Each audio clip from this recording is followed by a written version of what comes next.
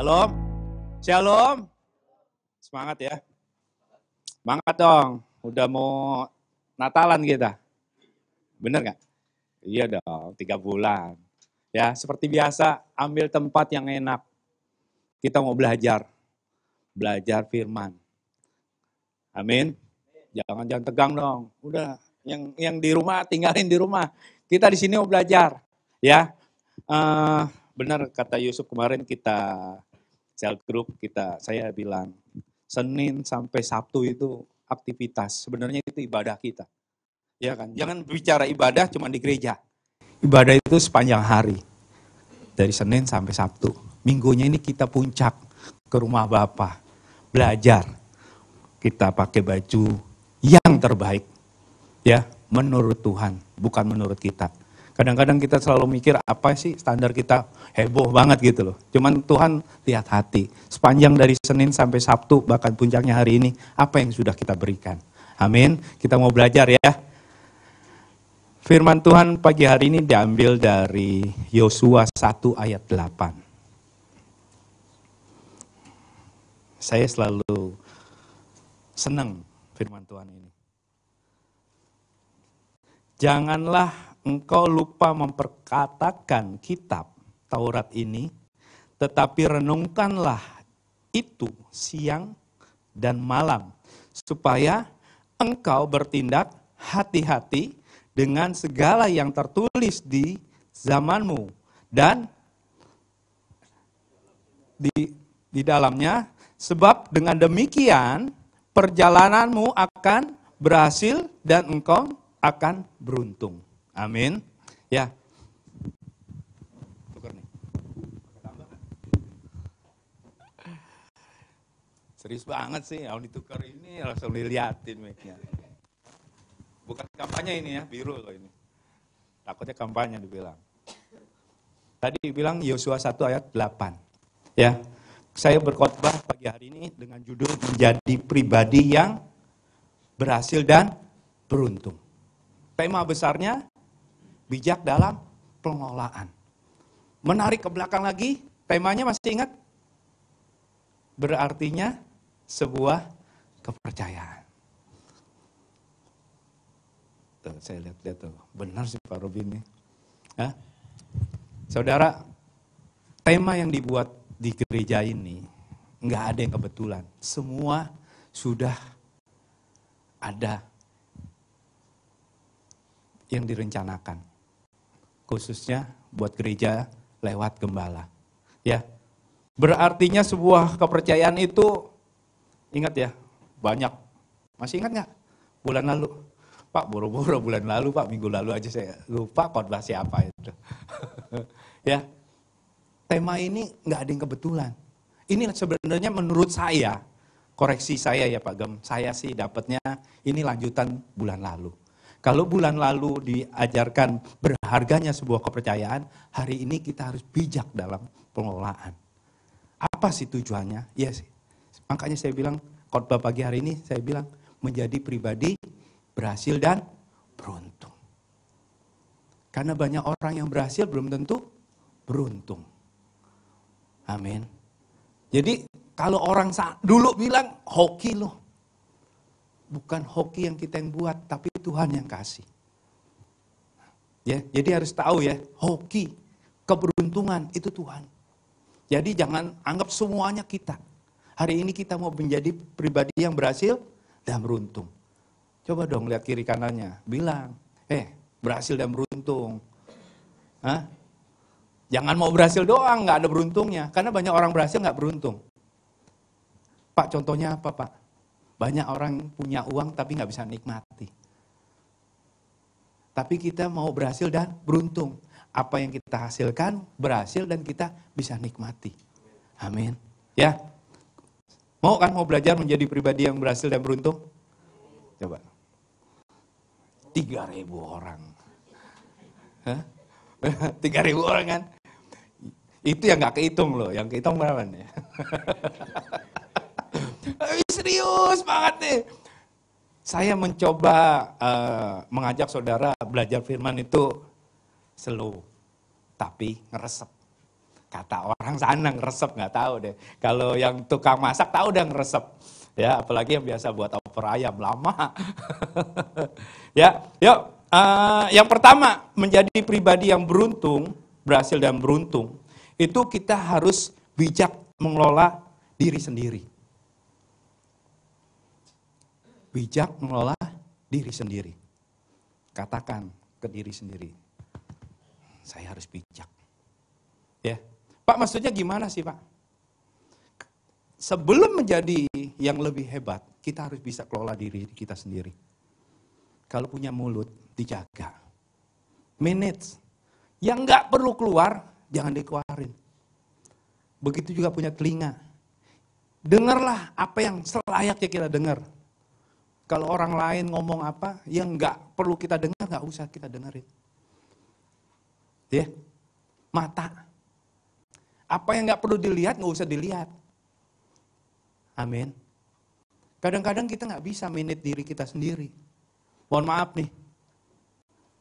Udah tahu kita tugas ya, pelayanan. Mohon maaf, kita nggak ada persiapan. Seakan-akan kita sudah biasa. Tapi apa yang terjadi? Waktu dia tiba pelayanan, dia nggak sanggup. Salah siapa? Salah kita. Kenapa? Nggak ada persiapan. Makanya inilah pentingnya memanage diri sendiri. Ya, saya demen gym. Gym tahu ya? Gym. Tahu nggak gym? Gym. Gym itu yang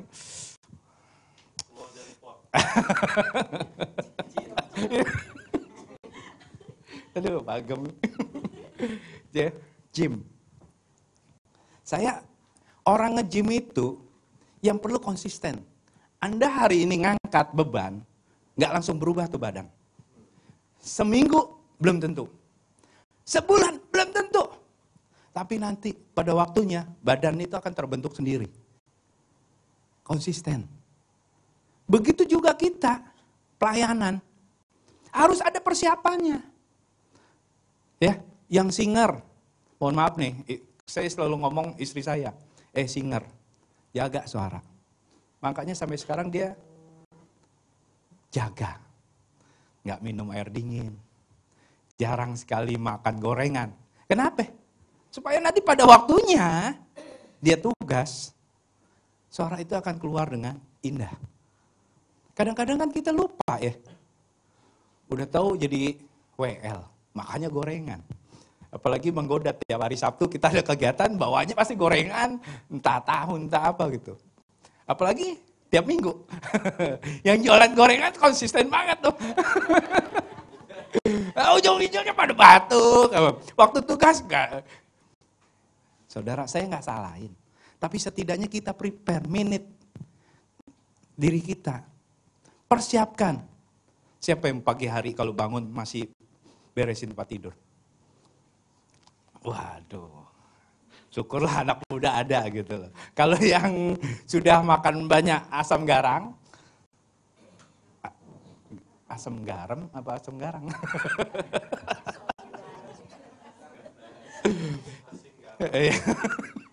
Ya, syukur nih, bersyukur kita anak muda di sini bangun tidur ada yang beresin tempat tidur.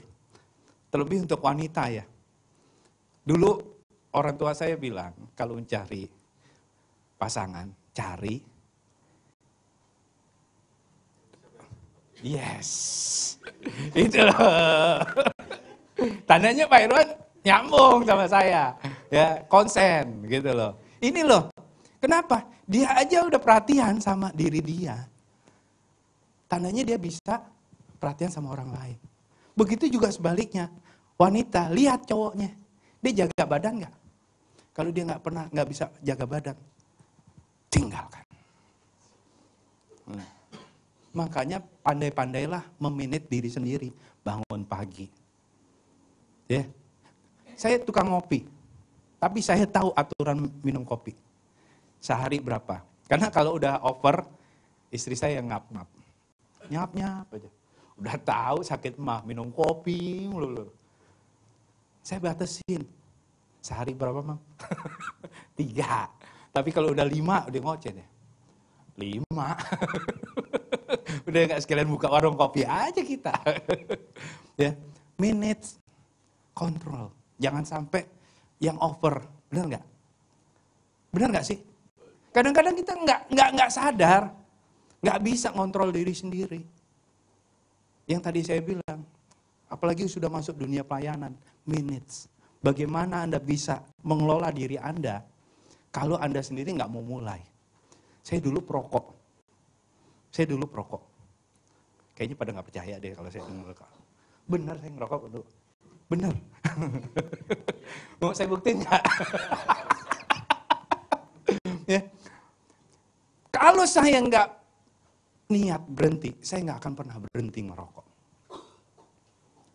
Saya saya belajar, hancurkan, mau berubah.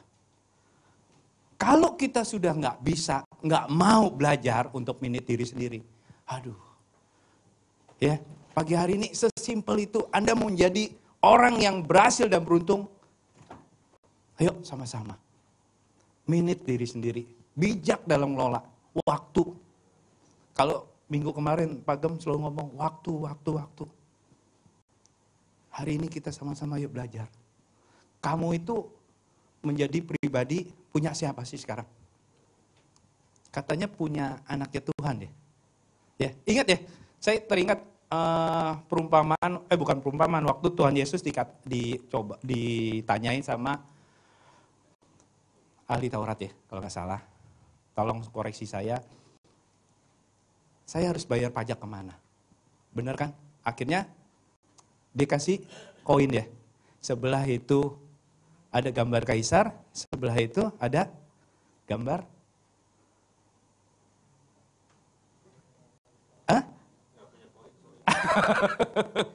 ya, maksudnya ada yang kaisar, ada bait Allah ya, untuk Tuhan kan. Jadi apa yang untuk kaisar, kasih kaisar. Apa yang untuk Tuhan, kasih untuk Tuhan. Begitupun kita. Kita ini kan gambaran ada tulisan Allah dalam setiap tubuh kita. Kita katanya anak Allah. Apa yang kita punya, ya kasih ke Allah. Jadi harus kita bisa bedakan, manage diri kita. Setiap orang beda-beda. Bangun paginya beda-beda. Benar nggak? Ya. Namanya bangun pagi harusnya ada yang dilakukan untuk persiapan kita untuk sepanjang hari. Siapa yang untuk 1 hari nggak ada persiapan? Wis Pak, biasa aja bangun pagi. Saya nggak tahu kalau pria untuk besok itu, kalau saya selalu pikirkan besok mau kemana ya?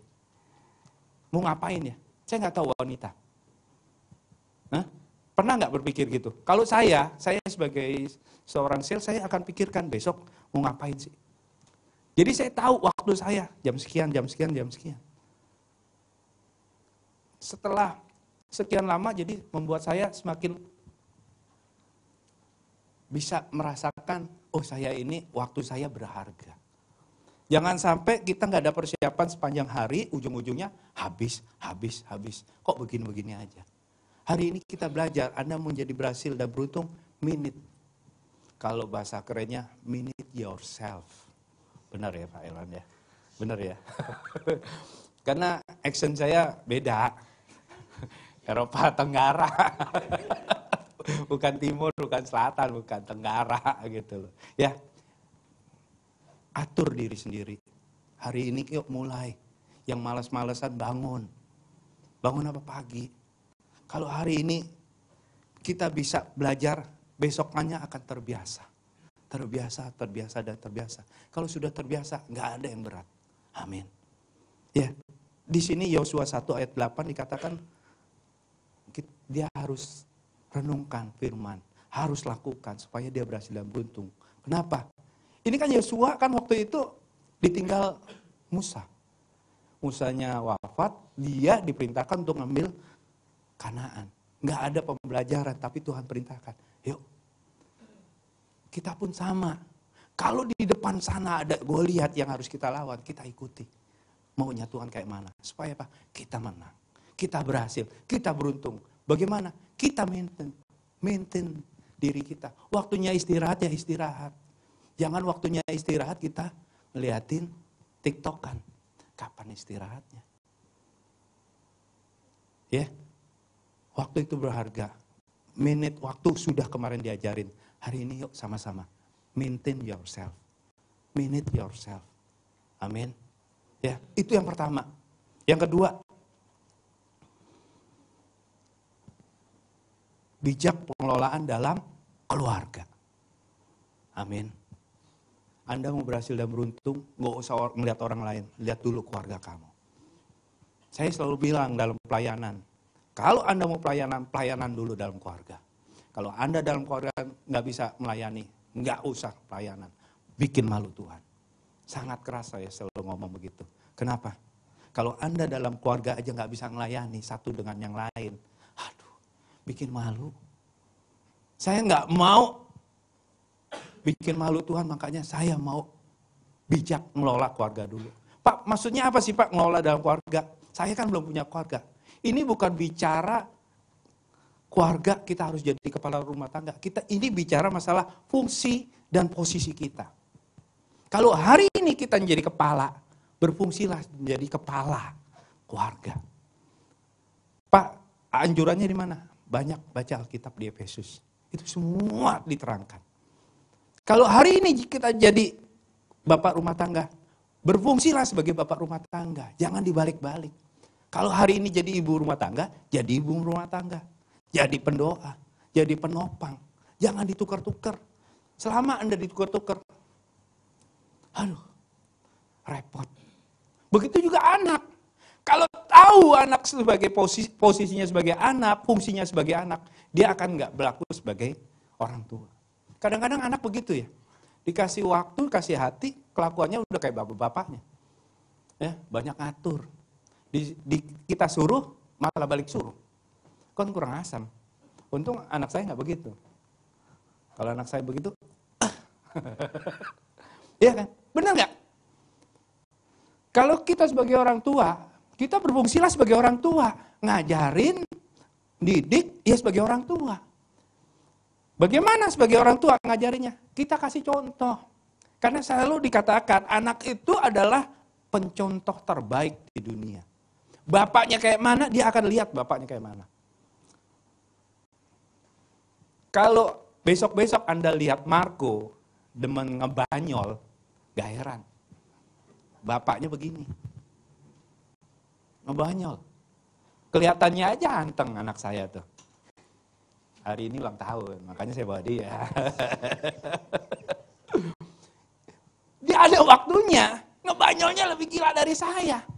Kenapa? Masa sih? Gitu kan. Saya kadang-kadang kaget. Kenapa? Kadang-kadang, baru sadar. Apa yang saya sering lakukan di rumah. Sering ngebanyol, ngelucu. Ya ini. Mohon maaf ya. Besok-besok Anda tukang kentut. Anak-anak akan ngikuti loh. Bapaknya kayak mana kelakuannya. Ya, kalau ibu-ibu mah jaim. Nggak mau yang aneh-aneh. Tapi kalau bapaknya kayak mana, anak-anak jago ngikutin. Gak usah Marco, Clarissa aja udah mulai. Sudah mulai ngelucu gitu loh. Walaupun nggak terlalu wow gitu loh. Cuman, yuk hati-hati. Kalau kita nggak tahu fungsi dan posisi dalam keluarga, berantakan. Karena banyak keluarga di luar sana berdoa, berjuang untuk bersatu. Seharusnya kita sebagai keluarga di dalam Tuhan, itu kita sudah saling menguatkan. Ya. Jangan sampai kita sebagai kepala rumah tangga lupa posisinya. Lupa ngatur, lupa mimpin keluarga. Saking keenakan kerja. Alasannya kerja kan buat keluarga. Kerja kan buat anak. Kerja kan buat istri. Tapi dia lupa ada keluarga yang harus dijaga. Ada keluarga yang harus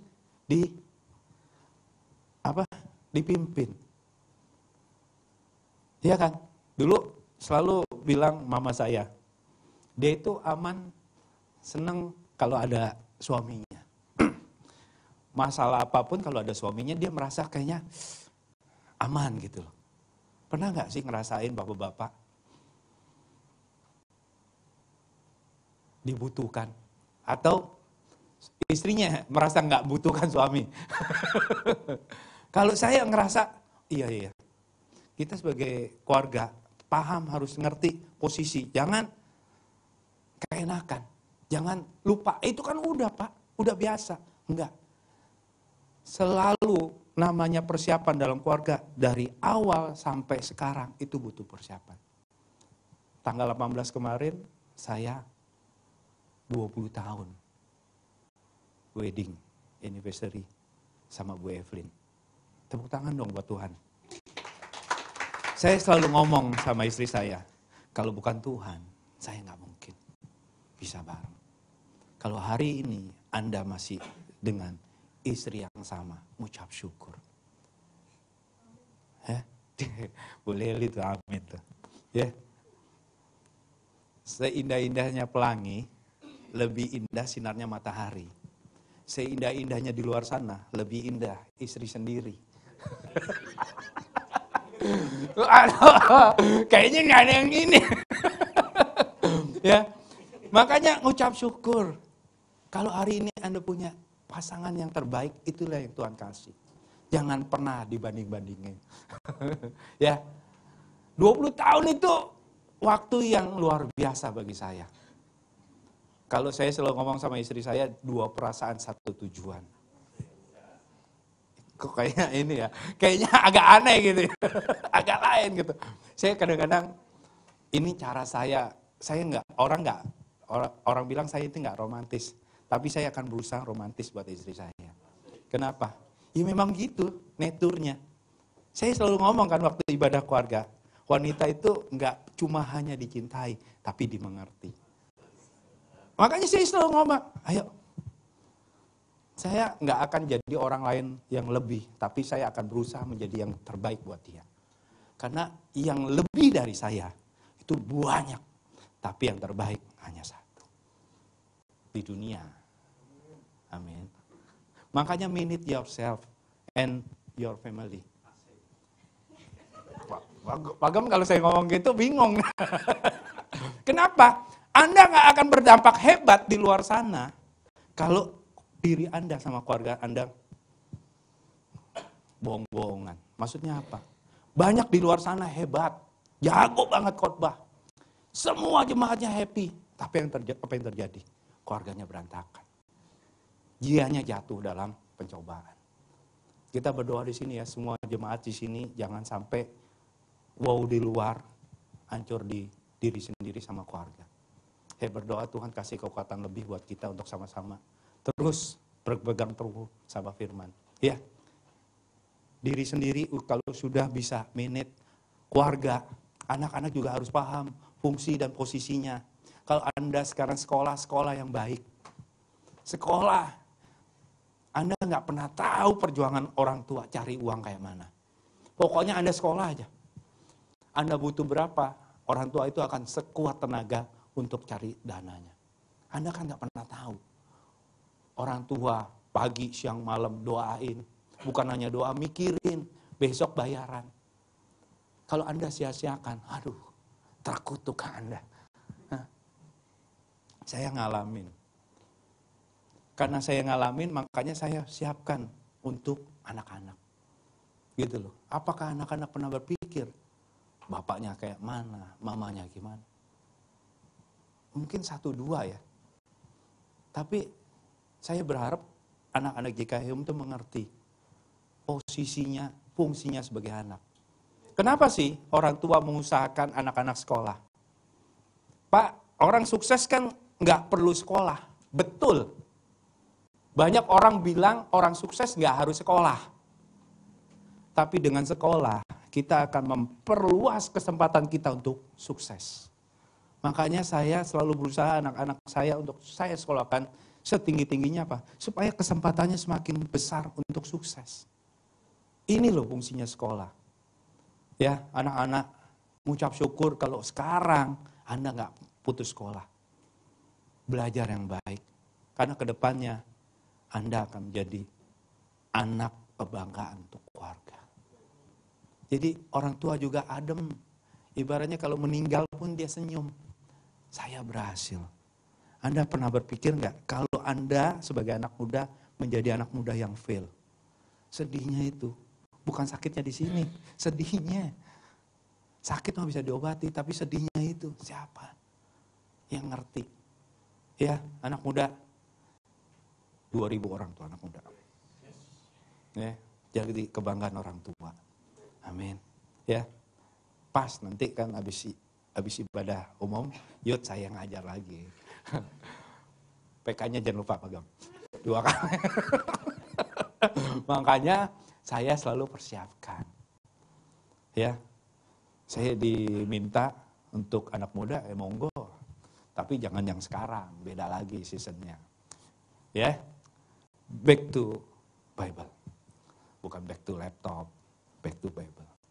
Hari ini kita belajar, Anda menjadi berhasil dan beruntung. Pertama, minute diri sendiri. Yang kedua, minute keluarga. Kalau orang tua sebagai bapak, ya berfungsilah sebagai bapak. Ibu sebagai ibu. Anak ya berfungsi. Jadi susunan ini, kalau Anda mengerti dan memahami, ini akan menjadi keluarga yang dilihat. Wow, keluarga orang Kristen. Amin. Ya. Untung saya di sini nggak pernah lihat anak-anak yang kurang ajar ya. Misalnya apa? Kalau di sini anak-anak mau lewat, mau apa, masih permisi. Tapi di luar sana, lewat ya lewat aja. Kayak nggak pernah diajarin orang tuanya. Tapi saya bersyukur di sini anak-anak di sini masih ada ngertinya, masih memahami gitu. Ya, 1, 2, yang terakhir. Menjadi pribadi yang berhasil dan beruntung, itu kita harus bisa manage lingkungan. Maksudnya apa Pak lingkungan? Lingkungan itu apa? Pekerjaan kita, pelayanan kita, usaha kita, yang di luar keluarga. Kita harus bisa manage. Jangan semuanya dicampur adukan. Amin. Ya. Kalau saya sebagai karyawan, saya akan manage waktu saya sebagai karyawan. Saya akan bangun pagi, saya akan pergi ke kantor tepat waktu, saya akan kerja di mana waktu saya kerja. Jangan Anda seenak-enaknya menjadi seorang karyawan, udah. Apalagi karyawan yang sudah lama kerja, itu kadang-kadang mereka mengabaikan waktu. Kalau orang lain korupsi uang, tapi dia korupsi waktu. Waktunya makan cuma 1 jam, dia bisa lebih. Ya, hari ini kita belajar, kalau Anda sebagai karyawan, kerjalah minute waktu Anda sebagai karyawan. Pekerjaan Anda lakukan yang terbaik. Amin. Ya. Ini kan lama-lama kan banyak yang kerja kan. Mungkin tahu ya waktu kerja gimana, berangkat kerja macetnya gimana. Nanti di kerjaan ketemu orang-orang yang toksik apa enggak. Iya kan? Ya kita harus bisa manage pekerjaan kita. Itu 1. Kalau kita kerja sebagai ada pelayanan, minute pelayanan kita. Saya selalu ngomong, kalau namanya pelayanan itu butuh yang namanya persiapan. Saya akan agak tegas selalu ngomong persiapan. Saya berapa kali nganterin istri saya latihan, singer latihan, anak saya nari, saya lihatin. Kenapa? Bela-belain. Karena siapa kita yang merasa kita paling hebat? Nggak persiapan. Nanti saya ngerti kok gerakannya. Hati-hati. Hati-hati. Suatu saat Anda akan jatuh. Merasa apa? Semua yang Anda lakukan karena Anda biasa. Hati-hati. Saya cuma ngomong hati-hati. Jangan biasakan kebiasaan buruk menjadi benar. Tapi biasakan kebiasaan baik untuk jadi standar kita. Ya. Saya apresiasi untuk teman-teman yang latihan musik. Walaupun kadang-kadang geser. Saya nggak tahu, cuman istri saya bilang, Rob geser. Ini, tapi saya hargai itu. Kenapa? Masih mau mengeluarkan waktu untuk persiapan. Kadang-kadang kita lupa ya, mau tampil di sini tanpa persiapan. Kalau saya ngomong nih, jujurly, kata Pak Gembala, jujurly, to be honest, Kalau saya mau pelayanan menjadi pengkhotbah begini, saya masih gemeteran, tahu nggak? Saya bersyukur kalau saya masih gemeteran. Karena apa? Saya nggak pingin buat malu Tuhan. Saya di sini kan kita gosipin Tuhan ya. Benar nggak sih? Kita ngomongin Tuhan ya. Benar nggak? Benar nggak sih? Kalau khotbah itu ngomongin Tuhan nggak sih? Hah? Kalau khotbah nggak ngomongin Tuhan, khotbah apaan? Kita kan ngomongin kebaikan Tuhan. Apa rencananya Tuhan? Kita sebagai anaknya ngomongin gimana? Benar nggak sih? Kalau saya nggak persiapan, aduh, kelihatan. Terlepas dari kesempurnaan saya berbicara, tapi ada misi Tuhan yang bisa saya sampaikan. Anda mau berhasil beruntung, Tuhan cuma pingin Anda minit diri kita sendiri, keluarga, baru lingkungan. Jangan dibalik-balik posisinya. Jangan hebat di pelayanan, jago ngomong, ngelucu di gereja, ngelucu di kantor, tapi di rumah berantem melulu. Aduh. No. Kalau Anda belum beres dengan diri Anda, jangan lakukan hal-hal yang kelihatan hebat sama manusia. Beresin diri Anda dulu. Beresin dulu. Kalau Anda belum mau, jangan paksakan diri Anda untuk masuk pelayanan.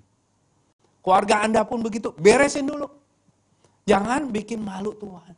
Kalau semuanya sudah ada damai sejahtera, Tuhan juga akan berkenan waktu kita lakukan pelayanan. Tuhan juga akan berkenan dalam pekerjaan kita. Coba koreksi, kalau hari ini pekerjaan Anda yang mungkin belum sesuai, coba koreksi. Apa benar Anda sudah lakukan yang terbaik? Mungkin Anda berhasil, tapi belum tentu Anda beruntung. Biarlah Tuhan yang bekerja dalam diri kita. Hari ini kita sama-sama belajar. Saya pun sampai sekarang belajar. Jangan dipikir, Pak Robi mah udah S2. S2 cuma gelar doang. Emang kalau ngelamar kerja kasih gelar? Enggak. Cuma sekedar. Tapi ada sesuatu yang saya dapatkan. Waktu saya bersekolah, ternyata semua itu butuh persiapan. Belajar. Hari ini pun saya belajar. Yuk sama-sama. Firman Tuhan itu bukan hanya untuk dilakukan, cuman intinya memang kita harus lakukan. Tapi bagaimana kita bisa melakukan kalau kita nggak pernah belajar, kita nggak pernah renungkan. Yosua 1 ayat 8 katakan, renungkan, lakukan, sehingga kita menjadi pribadi berhasil dan beruntung. Kalau sekarang kita nggak ngelayani, nggak apa-apa. Tapi ingat, hidup Anda itu pelayanan, hidup Anda itu ibadah. Waktu Anda di luar sana, Tuhan tuh akan kasih hikmat buat kita. Bagaimana kita berkata, bagaimana kita berhubungan, bagaimana kita berbicara. Makanya, jangan mikirkan yang wow. Pikirkan Tuhan mau apa sama kita. Nggak usah lihat hasilnya dulu. Saya kerja nggak pernah mikirin hasilnya nanti begini-begini, enggak. Yang penting saya mau kerja dulu. Apa yang saya lakukan benar nggak? Tuhan mau. Sehingga pada akhirnya Tuhan kita nggak pernah berutang. Saya selalu ngomong dalam pekerjaan, kalau hari ini gaji saya kecil, Tuhan tuh akan bayar gaji saya lebih dari apa yang saya pernah lakukan. Percayalah, Tuhan tuh nggak pernah berutang. Kalau Anda setia, Anda akan dikasih yang lebih. Minute diri sendiri, minute keluarga, baru minute yang lain. Amin. Ya, Tuhan tuh sangat konsen sama hidup kita. Ayo, nggak usah yang aneh-aneh. Mulai dulu dari diri kita. Kalau hari ini kita mau belajar, mulai dari diri kita, dari keluarga baru. Saya selalu ngomong begini, kenapa? Sadar nggak sadar Anda akan ingat kata-kata apa yang saya ucapkan. Yang Tuhan mau. Minute diri sendiri. Kalau kita sudah bisa minute diri kita, keluarga kita bisa kita minute, baru bisa minute yang lain. Amin. Ini pembelajaran secara psikolog. Kena. Saya juga pun belajar. Saya selalu ngomongin, Rob bangun pagi, Rob beresin tempat tidur, begini. Walaupun saya belum melakukan yang terbaik, tapi setidaknya itu pembelajaran terus. Sehingga ada kalanya kalau kita lagi malas bangun pagi, oh iya ya. Apalagi kita sebagai contoh di rumah gitu. Ya, hari ini simple. Anda mau berhasil dan beruntung, lakukan 3 hal. Minute diri sendiri, minute keluarga, minute lingkungan. Lingkungan itu apa? Pekerjaan, pelayanan, usaha minute. Kalau semua nggak bisa di minute, berantakan. Ingat kisah di Keluaran 18 ya. Waktu Musa membawa bangsa Israel keluar, dia nggak lama mertuanya datang. Pada nggak yakin kayaknya nih? Yakin dong. Kayaknya nggak pernah baca Alkitab nih. Ya, waktu Musa ngatur begitu banyak bangsa Israel keluar dari tanah Mesir, capek nggak? Capek. Kenapa? Karena capek, dia sendirian ngurus. Akhirnya mertuanya datang. Kasar ngomong begini, kalau lu begitu capek sendiri, harusnya lu panggil. Akhirnya kan ada, dikelompok-kelompokkan. Sehingga dia merasa kerjanya nggak sendirian. Sehingga semuanya bisa berjalan. Begitupun hidup kita. Kalau kita nggak bisa pilah-pilah pekerjaan kita, waktu kita, apa yang harus kita lakukan, kita nggak bisa bagi. Ujung-ujungnya hari-hari kok capek. Kenapa? Kita sendiri nggak pernah bisa maintain. Bijak dalam pengelolaan, bijak dalam keluarga, diri sendiri, keluarga sama. Amin.